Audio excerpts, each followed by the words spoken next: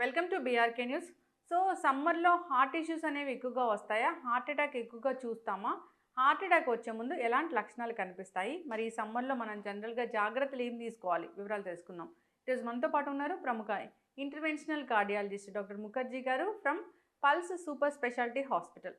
Doctor గారు నమస్తే. నమస్తే అండి. డాక్టర్ గారు జనరల్‌గా అంటారేంటంటే శీతాకాలంలో ఎక్కువగా హార్ట్ అటాక్ వస్తదని. అయితే ఈ సమ్మర్‌లో కూడా హార్ట్ ఇష్యూస్ అనేవి ఎక్కువగా వస్తాయి. జాగ్రత్తలు తీసుకోవాలని చెప్తారు. సో ఏంటి డాక్టర్ గారు అసలది? అంటే ఇన్ జనరల్ శీతాకాలంలో ఎక్కువ వస్తాయన్నమాట వాస్తవమే. హార్ట్ అటాక్‌లు ఎక్కువ వచ్చేది శీతాకాలంలోనే వస్తాయి. అయితే సమ్మర్‌లో కొన్ని ప్రత్యేక పరిస్థితులుంటాయి. దాని వలన కొంతమందికి ఎక్కువ హార్ట్ ప్రాబ్లమ్స్ వచ్చే అవకాశం ఉంటుంది. ముఖ్యంగా మనం చూసుకోవాల్సింది ఏంటంటే సమ్మర్‌లో డీహైడ్రేషన్ అధికంగా ఉంటది. అంటే మనం ఎంత వాటర్ తాగినా కూడా ఈ ఎండలకి బాగా డీహైడ్రేట్ అయిపోతుంటాం. డీహైడ్రేట్ అయినప్పుడు రక్తం చిక్కగా ఉండటం అనేది మనం చూస్తాం. బాగా ఎండలో పనిచేసే వాళ్ళకి, అట్లా ఎక్కువ చెమటలు పట్టే వాళ్ళకి డీహైడ్రేషన్ ఇంకా ఎక్కువగా ఉంటుంది. సో, ఒకసారి డీహైడ్రేట్ అయిపోయిన తర్వాత రక్తం చిక్కగా ఉన్న తర్వాత ఆల్రెడీ గుండె ప్రాబ్లమ్ వచ్చే అవకాశం ఉన్న వాళ్ళకి దీని వలన ఎక్కువగా రక్తంలో గడ్డలు కట్టడం జరుగుతుంది. అందుకని కొంతమందికి హార్ట్ అటాక్‌లు ఎక్కువ రావడం జరుగుతా ఉంటుంది. దాంతో పాటుగా మనకి గుండె పంపింగ్ రేట్ పెరుగుతది. మీరు చూసినట్లయితే కొద్దిసేపు ఎండలో కూర్చొని మీరు వచ్చినట్లయితే హార్ట్ రేట్ పెరుగుతుంది. ఎందుకు పెరుగుతుంది అనంటే మన బాడీని కూల్‌గా ఉంచటానికి గుండె ఏం చేయాలంటే రక్తాన్ని చర్మానికి ఎక్కువగా పంప్ చేయాలి. పంప్ చేసినప్పుడు ఆ రక్తం చర్మం దగ్గరికి ఎక్కువ వెళ్ళినప్పుడు మన బాడీ కూల్ అవుతా ఉంటది. సో, అందుకని గుండె ఎక్కువగా కష్టపడి పనిచేసి బాడీని కూల్‌గా ఉంచడానికి ప్రయత్నం చేస్తుంది. కాబట్టి నార్మల్‌గా ఉండే బ్లడ్ సప్లై గుండెకి సమ్మర్‌లో సరిపోదు. అది ఇంకా ఎక్కువ కష్టపడాల్సింది.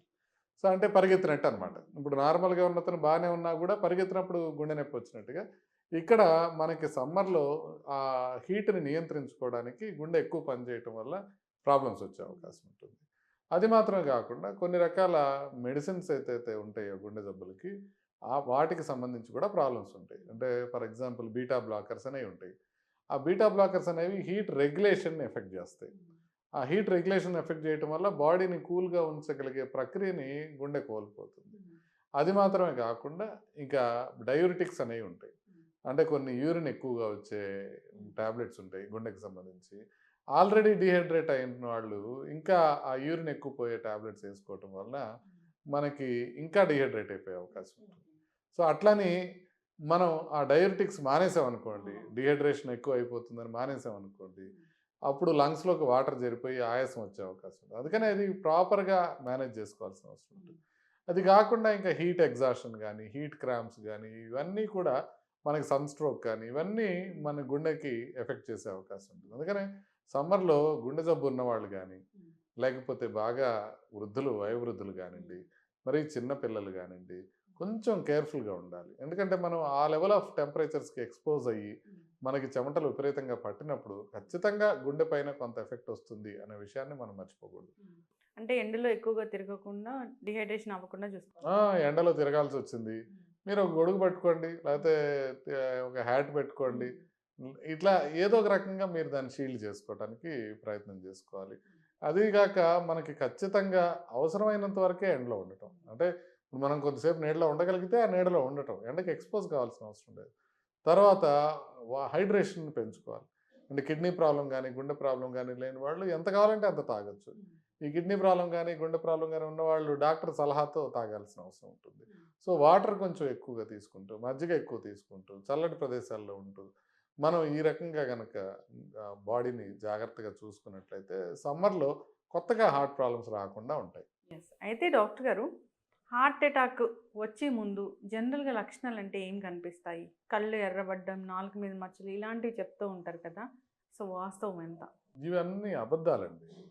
హార్ట్ అటాక్ వచ్చే ముందు కళ్ళు రంగు మారుతాయి, ఎర్రగా అయిపోతాయి, పచ్చగా అయిపోతాయి అని చెప్పి నేను చూసాను యూట్యూబ్‌లో కొంతమంది పెట్టారు. హ్మ్. కానీ అది చాలా పొరపాటు. అట్లేం జరగవు. హార్ట్ అటాక్ వచ్చే ముందు కంట్లో అలాంటి మార్పులు రావు. కానీ కళ్ళు చూసి కొంత మేరకు హార్ట్ ప్రాబ్లమ్‌ని గుర్తుపట్టే అవకాశం ఉంటుంది. అది వేరు. ఇప్పుడు కొలెస్ట్రాల్ బాగా ఎక్కువ ఉందనుకోండి, ఈ ఆర్కస్ సెనిలిస్ అనేది ఒకటి ఉంటదనమాట. అంటే ఒక కొలెస్ట్రాల్ రింగ్ లాగా ఫార్మ్ అవుతది కార్నియాలో. అంటే ఆ నల్లటి కార్నియాకి చుట్టూ తెల్లగా ఒక రింగ్ లాంటిది ఫార్మ్ అవుతది కొలెస్ట్రాల్ ఎక్కువున్నోళ్ళకి. హ్మ్. అట్లా కాకుండా కంటి పైన జాంథిలెస్మాస్ అని, పాల్పెబ్రల్ జాంథోమాస్ అని ఇలాంటివి వచ్చే అవకాశం ఉంటుంది. అలాంటి వాటితో పాటుగా మనం కంటి లోపల రెటీనాను చూసినట్లయితే బీపీ వల్ల గానీ, షుగర్ వల్ల గానీ అట్లాంటి ప్రాబ్లమ్స్ వచ్చేవి మనకి దాని వల్ల తెలుస్తాయి. దాంతో హార్ట్ ప్రాబ్లమ్స్ వచ్చే అవకాశం ఉందని తెలుసుకోవచ్చు. అంతే తప్ప మనం చూసినప్పుడు కళ్ళు ఎర్రగయినయి, పచ్చగయినయి ఈ రకంగా హార్ట్ అటాక్ వచ్చే ముందు మారవు. అదేవిధంగా ఇంకో కొంతమంది చెప్తుంటారు నాలుక మీద మచ్చలొస్తాయి అని. ఏమీ కాదండి. ఇవన్నీ అబద్ధాలండి. ఇవన్నీ అబద్ధాలు. గుండె పోటు వచ్చే ముందు ఈ రకంగా తెలీదు. అసలు గుండెపోటు వచ్చే అవకాశం ఉందా లేదా అనేది సింపుల్‌గా తెలుసుకోవడానికి మనం కొన్ని పరీక్షలు చేసుకుంటే సరిపోతుంది. ఆ పరీక్షలు చేసుకొని చూసుకోవాలి తప్ప మనం ఏదో లేని సైన్స్‌కి పాకులాడకూడదు. బట్ కొన్ని విషయాలు కొన్ని సైన్స్ ఉంటాయి. కొన్ని ఏ రకంగా ఉంటాయనేది చూసుకోవాలి. ప్రధానమైన సైన్ ఏంటంటే మనం నడుస్తున్నప్పుడు ఛాతీలో గనక డిస్కంఫర్ట్ వస్తుంది అనంటే అది గుండెపోటుకి ముందుగా వచ్చే ప్రికర్సర్ అని మనం భావించాలి. అంటే ఎవరైనా సరే నడుస్తున్నప్పుడు కొంచెం గుండెలో పట్టుకున్నట్టుగా గానీ, మంటగా గానీ, ఆయాసంగా గానీ అట్లా అనిపిస్తుందంటే ఇది గుండెపోటుకి ఒక ఇది కావచ్చు. ఇంకా కొంతమందికి ఫెటీగ్ వస్తుంది. అంటే ఇప్పుడు మనం నార్మల్‌గా చేయగలిగినంత శక్తిమంతంగా ఉండరు. ముందు ఉన్నట్టు కాకుండా కొంచెం డిఫరెంట్‌గా ఉంటారు. వాళ్ళకి ఇది హార్ట్ అటాక్‌కి ముందు సింప్టమ్ కింద మనం భావించొచ్చు. ఇంతే కాకుండా మనకి కొంతమంది కొత్తగా ఆయాసం వచ్చేవాళ్ళు. ముఖ్యంగా నేను చెప్పేదేంటంటే కొత్తగా గ్యాస్ వచ్చేవాళ్ళు. అది గ్యాస్ అనుకుంటుంటారు గానీ అది గుండెకి సంబంధించిన లక్షణం అయ్యే అవకాశం ఉంటుంది. అంటే ఎప్పటినుంచో మనకు గ్యాస్ ఉందనుకోండి అది వేరు. కానీ దాంట్లో కొంచెం కొత్తగా మారిందనుకోండి. అంటే ఇంతకుముందు మీరు ఒక టాబ్లెట్ యేసుకునేవాళ్ళు, ఒక జెలుసిల్లో, ఒక ఈనోనో యేసుకునేవాళ్ళు తగ్గిపోయేది. ఇప్పుడు తగ్గట్లేదనుకోండి ఇమ్మీడియేట్‌గా. అదే ఇంతకుముందు ఎక్కువ సేపు ఉండకుండా ఉండేది ఇప్పుడు తొందరగా వస్తుందనుకోండి. తగ్గట్లేదనుకోండి. అది. ఇంతకుముందు నడిచేటప్పుడు లేనిది ఇప్పుడు నడిచేటప్పుడు వస్తుందనుకోండి. అది. ఈ రకంగా మనం గ్యాస్ గనక కొత్తగా వస్తుంటే, కొత్త రకమైన సింప్టమ్స్‌తో వస్తుంటే అది గుండెకి సంబంధించిందని భావించాలి. ఇదే విధంగా కొంతమందికి కళ్ళు తిరగటం గానీ, కొంతమందికి కాళ్ళ వాపులు రావటం గానీ, కొంతమందికి దడ రావటం గానీ, ఈ 3 సింప్టమ్స్ కూడా వస్తాయి. అంటే కొంతమంది ఇప్పుడు నడుస్తున్నప్పుడు సడెన్‌గా కళ్ళు తిరిగి పడిపోతుంటారు. వాళ్ళకి అది హార్ట్ అటాక్ వచ్చే ముందు సింప్టమ్ ఏమో అనేది గమనించుకోవాలి. అంటే నార్మల్‌గా ఫెయింట్ అయ్యేవాళ్ళు ఉంటారు. కానీ కొంతమంది హార్ట్ డిసీజ్ లోపల సిగ్నిఫికెంట్‌గా ఉండటం వల్ల పడిపోయే అవకాశం ఉంటుంది. అదేవిధంగా కొంతమందికి దడ వచ్చే అవకాశం ఉంటుంది. అంటే సడెన్‌గా వేగంగా కొట్టుకోవడం గానీ, గుండె బాగా స్లోగా కొట్టుకోవడం గానీ, వాళ్ళ గుండె చప్పుడు వాళ్ళకే బాగా తెలుస్తూ ఉంటుంది. అంటే నార్మల్‌గా టెన్షన్ ఎక్కువ ఉండే వాళ్ళందరికీ ఈ సింప్టమ్ ఉంటది గానీ, కొంతమందికి గుండె జబ్బుకి కూడా హార్ట్ అటాక్ రావటానికి కూడా ఇది ముందు ప్రికర్సర్ లాగా కనపడే అవకాశం ఉంటుంది. కాబట్టి ఇవన్నీ మనం వెనక్కి తిరిగి చూసుకోకుండా, మనం ముందే ఎళ్లి ఒకసారి చెక్ చేసేసుకొని, మనకి హార్ట్ అటాక్ వచ్చే రిస్క్ ఎంతుంది అనేది ముందే తెలుసుకున్నట్లయితే, మనం భయపడకుండా ఉండొచ్చు. At the same time warning సైన్స్‌ని ఇగ్నోర్ చేయకుండా కూడా ఉండొచ్చు. ఏదైనా ఒక లక్షణము అది గుండెకి సంబంధించింది కనిపిస్తే అది గుండె జబ్బు, అది హార్ట్‌కి సంబంధించింది కాదు అని ఇగ్నోర్ చేసేవాళ్ళు చేస్తున్నారు అంటే అది ఏమనే లక్షణం డాక్టర్ గారు? అంటే మీకు నడుస్తున్నప్పుడు నేను ఇందాక చెప్పినట్టుగా నడుస్తున్నప్పుడు గుండెలో బరువుగా గానీ, మంటగా గానీ అనిపిస్తున్నప్పుడు, నడుస్తున్నప్పుడు కళ్ళు తిరుగుతున్నప్పుడు ఇట్లాంటి సింప్టమ్స్ వస్తే మాత్రం అది ఖచ్చితంగా గుండెదని భావించాలి. ఎస్పెషల్లీ మీరు ఎన్నైనా చెప్పండి నడుస్తున్నప్పుడు నొప్పొస్తుంది అనంటే అది గ్యాస్ అనుకోకూడదు. కొంతమంది నడుస్తున్నప్పుడు తేపులొస్తున్నాయి అంటారు. ఇప్పుడు గ్యాస్ అనుకోండి కూర్చున్నప్పుడైనా, నడిచేటప్పుడైనా ఒకటే ఉండాలిగా. సో, నడుస్తున్నప్పుడు ఎందుకు ఏం మార్పు ఉంటుందంటే, నడిచేటప్పుడు గుండె ఎక్కువ కొట్టుకోవాలి. నడిచేటప్పుడు చర్మానికి సంబంధించి గానీ, బ్రెయిన్‌కి సంబంధించి గానీ మిగతాయి ఉండవు. గుండె ఎక్కువ కొట్టుకోవాలి నడిచేటప్పుడు. అందుకని గుండె చేయాల్సిన పని కన్నా నార్మల్‌గా రెస్ట్‌లో ఉండేటప్పుడు కన్నా ఎక్కువ పని చేస్తుంది. అందుకని గుండెకి సంబంధించిన సింప్టమ్స్ నడిస్తే ఎక్కువవుతాయి. సో, అందుకని ఎప్పుడైతే నడిస్తే సింప్టమ్స్ వస్తున్నాయో, అది మాత్రం ఇగ్నోర్ చేయకూడదు. అదేవిధంగా షుగర్ ఉన్నవాళ్ళు గ్యాస్ అనుకోవడం అనేది ఒక ప్రమాదం. షుగర్ ఉన్నవాళ్ళు ఎప్పుడూ గ్యాస్ అనే మాటని మర్చిపోవాలి. వాళ్ళకి గనక కొత్తగా ఏదన్నా ఛాతీలో మంటగా గానీ, కడుపులో మంటగా గానీ అనిపించినా కూడా ముందు గుండెకి సంబంధించిన పరీక్షలు చేయించుకొని కడుపులో చూసుకోవాలి. మంట కూడా వస్తదా డాక్టర్ గారు? కడుపులో మంట కూడా గుండెకి సంబంధించింది కావచ్చు. ఎస్పెషల్లీ నడిచేటప్పుడు వస్తే, లేకపోతే బాగా షుగర్ ఉన్న వాళ్ళకొస్తే, అప్పుడు మనం అది గుండెకి సంబంధించి అంటే నాభి కింద భాగంకి రాదు. అంటే బొడ్డు కిందకి రాదు. బొడ్డుకి పైన రావచ్చు గుండెకి సంబంధించి ఎప్పుడైనా సరే. సో, బొడ్డుకి పైన ఎక్కడైనా ఉదర భాగంలో కూడా మనకి మంట గానీ, నొప్పి గానీ రావచ్చు గుండె ప్రాబ్లమ్. సో, అది నెగ్లెక్ట్ చేయకూడదు. యెస్. ఖచ్చితంగా డాక్టర్ గారు. ఇప్పుడు హార్ట్ అటాక్ వస్తదో లేదో, హార్ట్ బావుంది తెలుసుకోవాలి అంటే టెస్ట్‌లంటే ఏముంటాయి? ఎంత ఏజ్ వాళ్ళు చేయించుకోవాలది? అంటే మనకి ఏజ్ బట్టి మాత్రమే కాకుండా సింప్టమ్స్ బట్టి, రిస్క్ ఫ్యాక్టర్స్ బట్టి కూడా చేయించుకోవాలి. అసలు ఏమీ సిమ్టమ్స్ లేవు, ఏమీ రిస్క్ ఫ్యాక్టర్స్ లేవు, నేనైతే 40 ఏళ్ళ తర్వాత చేయించుకోమని చెప్తాను. బట్ సిమ్టమ్స్ ఏమైనా వస్తున్నాయి, పెయిన్ వస్తుంది, ఆయాసం వస్తుంది, ఫ్యామిలీలో ఎవరికన్నా హార్ట్ ప్రాబ్లం ఉంది, ఇట్లాంటివి రిస్క్ ఫ్యాక్టర్స్ ఉన్నాయి, అంటే బీపీ కానీ, షుగర్ కానీ, కొలెస్ట్రాల్ కానీ అధికంగా ఉంది, ఊబకాయం ఉంది, మానసిక ఒత్తిడి అధికంగా ఉంది, ఇలా ఉన్నవాళ్ళు ఏ ఏజ్లో అయినా చేయించుకోవాలి. సో ఏం పరీక్షలు చేయించుకోవాలి? ముందుగా చేయాల్సింది బీపీ చెక్ చేసుకోవడం, షుగర్ చెక్ చేసుకోవడం, కొలెస్ట్రాల్ లెవెల్స్ చెక్ చేసుకోవడం, వీటితో పాటుగా మనకి ECG, 2D echo, treadmill test, ఈ 3 బేసిక్ టెస్టులు. సో ఇవి ఒక్కసారి చేసుకున్నట్లయితే మనకి గుండె ప్రాబ్లం ఉందా లేదా అనే విషయం ఈజీగా తెలిసిపోతుంది. అయితే ఇది ఏ గైడ్‌లైన్స్‌లోనూ ఇది చెప్పరు. అంటే ఇంటర్నేషనల్‌గా ఏ అకాడమిక్ బాడీ తీసుకున్నా, అమెరికన్ హార్ట్ అసోసియేషన్ గానీ, ఇండియన్ హార్ట్ అసోసియేషన్ గానీ ఇలా చెప్పరు. ఎందుకంటే ఉన్న అందరికీ, ఇండియాలో ఉన్న ప్రతి ఒక్కళ్ళకి ఈసీజీ ఎకో, టీఎంటీ చేయటం అనేది సాధ్యపడే విషయం కాదు. ఎంతమంది కార్డియాలజిస్టులు ఉన్నాయి, ఎంతున్నా, ఎన్ని గవర్నమెంట్ డబ్బులు ఇచ్చినా కూడా అవన్నీ అయ్యే పని కాదు. అందుకని ఎవరికైతే రిస్క్ ఎక్కువ ఉందో వాళ్ళకి మాత్రం ఖచ్చితంగా చేయించుకోవాలి. మిగతా వాళ్ళు వాళ్ళ ఇష్టం. వాళ్ళకి ఏదన్నా అవసరం అనిపిస్తే ఒకసారి చెక్ చేసుకుంటారు. లేకపోతే 40 ఏళ్ళు దాటిన తర్వాత అయితే ప్రతి సంవత్సరం ఒక్కసారి చెక్ చేసుకోవడం మంచిది. సిటీ కరోనరీ యాంజియో ఈ మధ్య వింటూ ఉన్నాం కదా, అది ఎవరైనా చేయించుకోవచ్చా డాక్టర్ గారు? ప్రెగ్నెన్సీ ఉన్నవాళ్ళు చేయించుకోకూడదు. అది. రెండోది, కాల్షియం మరీ అధికంగా ఉన్న వాళ్ళకి సిటీ కరోనరీ యాంజియోగ్రామ్‌లో సరిగ్గా తెలియదు. మూడోది, గుండె వేగం ఎక్కువగా ఉన్న వాళ్ళకి కూడా సిటీ కరోనరీ యాంజియోగ్రామ్‌లో రిజల్ట్ కరెక్ట్‌గా రాదు. నాలుగోది, క్రియాటినిన్ ఎక్కువ ఉన్నవాళ్ళు, అంటే కిడ్నీ జబ్బులు ఉన్న వాళ్ళకి కూడా వాళ్ళకి కాంట్రాస్ట్ ఎక్కువ అవుతుంది కాబట్టి సిటీ కరోనరీ యాంజియోగ్రామ్ చేయించుకోవడానికి వీలుండదు. సో ఇవి బేసిక్‌గా సిటీ కరోనరీ యాంజియోగ్రామ్ చేయించుకోకూడదు. మరి ఎవరు చేయించుకోవాలి అని అంటే, ఇప్పుడు రిస్క్ ఫ్యాక్టర్స్ కానీ, వాళ్ళకి సిమ్టమ్స్ కానీ, లేకపోతే టెస్టులు కానీ ఇంటర్మీడియట్ స్టేజ్‌లో ఉన్నాయనుకోండి. అంటే ఫర్ ఎగ్జాంపుల్ టీఎంటీ చేసి చూసాము. టీఎంటీ కొద్దిగా మైల్డ్ పాజిటివ్ ఉంది. బట్ వాళ్ళకి సిమ్టమ్స్ లేవు, రిస్క్ ఫ్యాక్టర్స్ లేవు.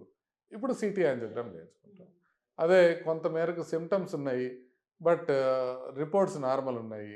అప్పుడు ఎలా తెలుసుకోవడానికి ఏమి ఉండకపోవచ్చు, బట్ అయినా ఒకసారి చూద్దాం అనుకునే వాళ్ళకి సిటీ యాంజియో. నిజంగా ప్రాబ్లం ఉంది అనుకునే వాళ్ళకి డైరెక్ట్ యాంజియో చేసుకోవచ్చు. ఎందుకంటే సిటీ యాంజియోలో పర్సంటేజెస్ కరెక్ట్‌గా తెలియవు. చేయాలా వద్దా, దానికి ఏదైనా ఇంటర్వెన్షన్ చేయాలా వద్దా అని. అందుకని సిటీ యాంజియో చేసిన తర్వాత దాంట్లో ఏదన్నా బ్లాక్స్ ఉంటే అప్పుడు రొటీన్ యాంజియో చేసి చూస్తాం అన్నమాట. అందుకన్నా నిజంగా ఎక్కువ రిస్క్ ఉంటే, మనకి హార్ట్ ప్రాబ్లం ఉండే రిస్క్ ఎక్కువ ఉంటే డైరెక్ట్‌గా మనం regular angiogram, routine angiogram, conventional angiogram, cath angiogram అంటారు దాన్ని. సో వీటిని డైరెక్ట్‌గా చేసేసుకోవడం బెటర్. లోపల బ్లాక్స్ ఉండటానికి తక్కువ అవకాశం ఉండి, మనకి అనుమానం కొంత మేరకు ఉన్నప్పుడు సిటీ యాంజియో చేసుకుంటాం. డాక్టర్ గారు, ఇప్పుడు అంటే బ్లాక్స్ రావడం ఒక్కటే హార్ట్‌కి సంబంధించిన ఇష్యూనా? అంటే హార్ట్ ఎన్‌లార్జ్ అవ్వడము, వాల్వ్స్ సరిగ్గా లేకపోవడం, ఇవన్నీ కూడా ఇప్పుడు చెప్పిన టెస్ట్‌లో తెలుస్తాయా? యూజువల్‌గా ఇవన్నీ కూడా తెలిసిపోతాయి. ఎకో ఉంది కదా! ఎకో అనేది దానికోసం. రక్తనాళాల కోసం మనం ట్రెడ్మిల్ టెస్ట్ చేస్తాం. ముందు for example severe valve problem ఉందనుకోండి, వాళ్ళకి టీఎంటీ చేయకూడదు. గుండె వీక్‌గా ఉందనుకోండి, ఎన్‌లార్జ్ అయిపోయిందనుకోండి, వాళ్ళకి టీఎంటీ చేయకూడదు. అందుకే ఎకో చేసిన తర్వాతనే ట్రెడ్మిల్ టెస్ట్ చేస్తారు. ముందు ఎకోలో ఇవన్నీ రూల్ ఔట్ చేసుకొని, వాల్వ్‌కి సంబంధించిన ప్రాబ్లమ్ గానీ, కండరాలకు సంబంధించిన ప్రాబ్లమ్స్ కానీ, అవి రూల్ ఔట్ చేసుకున్న తర్వాతనే టీఎంటీ చేస్తారు. మీలాంటి డాక్టర్స్ అందరూ చెప్తూ ఉంటారు, పెద్ద పెద్ద డాక్టర్స్, టెస్టులు చేయించుకోండి, తర్వాత ఆరోగ్యంగా ఉన్నామని తెలిసిపోతుంది, అసలు ఏం ఇష్యూ ఉందని తెలిసిపోతుందని. రీసెంట్గా ఒక యంగ్ లేడీ డ్యాన్స్ చేస్తూ చనిపోయారు. ఆవిడ టెస్టులన్నీ నార్మల్గానే ఉన్నాయి, కొన్ని రోజుల క్రితమే టెస్టులు చేయించుకున్నారు అన్నారు. అది ఎట్లా సాధ్యపడుతుంది డాక్టర్? ఇది మధ్యప్రదేశ్‌లో జరిగిన ఇది. ఒక అమ్మాయి పాపం డాన్స్ ఏస్తూ, ఏస్తూ అందరూ చూస్తుండగానే చనిపోయారు. ఆవిడ విషయంలో కొంత ఫర్దర్‌గా తెలిసిన విషయం ఏంటంటే, ఆ అమ్మాయికి ఒక తమ్ముడున్నాడు. ఆ తమ్ముడు 12 ఏళ్లకే చనిపోయాడు. అంటే అర్థం ఏంటంటే, వాళ్ళకి ఫ్యామిలీలో వచ్చే గుండె జబ్బులు కొన్ని రకాలుగా ఉన్నాయని. అది హార్ట్ అటాకు కాదు, ప్లస్ మీరన్నట్టు వాల్వ్ ప్రాబ్లము, గుండె బలహీనంగా ఉండడము కాదు. కొన్ని రేర్ జెనెటిక్ ప్రాబ్లమ్స్ ఉంటాయి. వాటిల్లో హెచ్ఓసీఎం అని, ఏఆర్‌విడి అని, సిపివిటి అని, లాంగ్ క్యూటీ సిండ్రోమ్ అని, షార్ట్ క్యూటీ సిండ్రోమ్ అని, బ్రొగాడా సిండ్రోమ్ అని, ఇట్లా కొన్ని జబ్బులుంటాయి. ఈ జబ్బుల్లో ఏంటంటే అది ఇన్హెరిటెడ్ కండిషన్. అంటే ఫ్యామిలీలో జెనెటిక్‌గా వస్తది. సో, ఆ జెనెటిక్‌గా రావడంతో పాటు సడెన్‌గా ఎప్పుడైనా ప్రమాదం జరిగే అవకాశం ఉంటుంది. అయితే వీళ్ళకి ఎట్లా తెలుసుకోవాలి అనంటే, ఒకటి రొటీన్ టెస్టులు కాకుండా వీళ్ళకి జెనెటిక్ టెస్టింగ్స్ కూడా చేయించుకోవాలి. ఎవరు చేయించాలి? మరి అందరూ చేయించడానికి ఎలా సాధ్యపడుతుంది? ఎవరైతే ఫ్యామిలీలో ఇట్లా వేరే వాళ్ళు చనిపోయిన వాళ్ళున్నారో, ఎవరికైతే కళ్ళు తిరిగి పడిపోతున్నారో ముందు నుంచి, వాళ్ళు కొంతమేరకు ఇంకా అడ్వాన్స్డ్ టెస్టింగ్ చేసుకోవాల్సిన అవసరం రావచ్చు. ఇప్పుడు వాళ్ళ తమ్ముడికి సడన్గా కార్డియాక్ అరెస్ట్ వచ్చిన తర్వాత ఈ అమ్మాయి జెనెటిక్ సంబంధించిన టెస్టులు చేయించుకొని దానికి ఐసీడీ అనేది ట్రీట్మెంట్ ఉంటుంది. ఐసీడీ అనేది అంటే ఒక పేస్ మేకర్ లాంటిది అనమాట. అది పెట్టేస్తే ఇప్పుడు మనం సిపిఆర్ చేసినట్టు మనం చేసే లోపలే అది రిథమ్ డిస్టర్బెన్స్ని గుర్తుపట్టి అది లోపలే షాక్ ఇచ్చేస్తుంది. సో ఇమ్మీడియట్గా పడిపోయిన వాళ్ళు పైకి లేచేస్తారు. కాకపోతే అది కాస్ట్లీ ఉంటుంది. ఒక 5-6 లక్షలు ఉంటుంది ఆ పేస్ మేకర్. అందుకని అందరికీ పెట్టకూడదు కాబట్టి మనం ఎవరికైతే అవసరం ఉంటుందో, ఎవరికైతే ఇట్లా వచ్చే అవకాశం ఎక్కువ ఉంటుందో వాళ్ళకి మాత్రం అది పెట్టుకుంటే సరిపోతుంది. అంటే హార్ట్ అటాక్ రాకుండా ప్రివెంట్ చేస్తుందా? లేదు, కార్డియాక్ అరెస్ట్ రాకుండా ప్రివెంట్ చేస్తుంది. కార్డియాక్ అరెస్ట్ అవ్వగానే షాక్ ఇచ్చి ప్రివెంట్ చేస్తుంది. ఓకే. హార్ట్ అటాక్ అంటే ఏంటి? రక్తనాళంలో బ్లాక్ ఉండి గుండె డ్యామేజ్ అవ్వటం, దాన్ని ప్రివెంట్ చేయలేదు. కార్డియాక్ అరెస్ట్ అంటే ఏంటి? ఒకవేళ ఇట్లా వచ్చిన తర్వాత సడన్గా గుండె ఆగిపోతుంది అనుకోండి, అది షాక్ ఇచ్చి కాపాడు. Okay. Thank you so much doctor గారు. చాలా చక్కగా చెప్పారండి. అందరూ కూడా మీరు అన్నట్లుగా ఈ జాగ్రత్తలు తీసుకోవాలని కోరుకుందాం. అవునండి. సో హార్ట్ హెల్తీగా ఉండాలి, ఎప్పుడు ఆరోగ్యంగా ఉండాలంటే జనరల్గా ఒక 2-3 జాగ్రత్తలు అంటే ఏం చెప్తారు డాక్టర్? తప్పకుండా. మనకి ఇంపార్టెంట్‌గా థింగ్స్ ఏంటంటే, మనం బీపీ, షుగరు, కొలెస్ట్రాలు ఇవన్నీ టెస్టులు చేసుకొని అవి కంట్రోల్ పెట్టుకోవడం నెంబర్ 1. రెండోది ఆహారం విషయంలో జాగ్రత్తలు తీసుకోవడం. మూడోది వ్యాయామం సరిగ్గా చేయటం. నాలుగోది మనం రెగ్యులర్‌గా మనం మానసిక ఒత్తిడి తగ్గే విధంగా మనం ప్రవర్తించడం. నిద్ర సరిగ్గా పోవడం. సో, ఈ జాగ్రత్తలు వ్యసనాలకన్నిటికి దూరంగా ఉండటం. అంటే స్మోకింగ్ కావచ్చు, ఆల్కహాల్ కావచ్చు, వీటికి దూరంగా ఉండటం. అంటే ఇన్ జనరల్ ఈ చిన్న చిన్న విషయాలు అందరికీ తెలిసిన విషయాలు. ఏం పెద్ద విషయం కాదు. అందరూ ఆరోగ్యంగా తినాలని తెలుసు. కానీ ఎవరు ఆరోగ్యంగా తినరు. సో, అందరికీ రోజు ఎక్సర్సైజ్ చేయాలని తెలుసు. కానీ ఒక 10% మంది మాత్రం ఎక్సర్సైజ్ చేస్తుంటారు. అందరూ టెస్టులు చేయించుకోవాలి, చూసుకోవాలి, ముందే ప్రాబ్లమ్ ఉందా లేదా అని తెలుసు. కానీ అందరికీ కొంత భయం ఉంటుంది. అమ్మో! ఏమన్నా వస్తదేమో అని భయం ఉంటుంది. సో, కొంత అలసత్వం, కొంత భయం ఇవన్నీ కలిపి మన గుండె జబ్బులు పెరుగుతా ఉన్నాయి. సో, ఇదే మనం జాగ్రత్తలన్నీ తీసుకుంటే 90% వరకు గుండె జబ్బుల్ని ప్రివెంట్ చేసుకోవచ్చని ఒక అంచనా. చక్కటి ఇన్ఫర్మేషన్ డాక్టర్ గారు. ఫాలో అవ్వాలని కోరుకుందామండి. నమస్తే.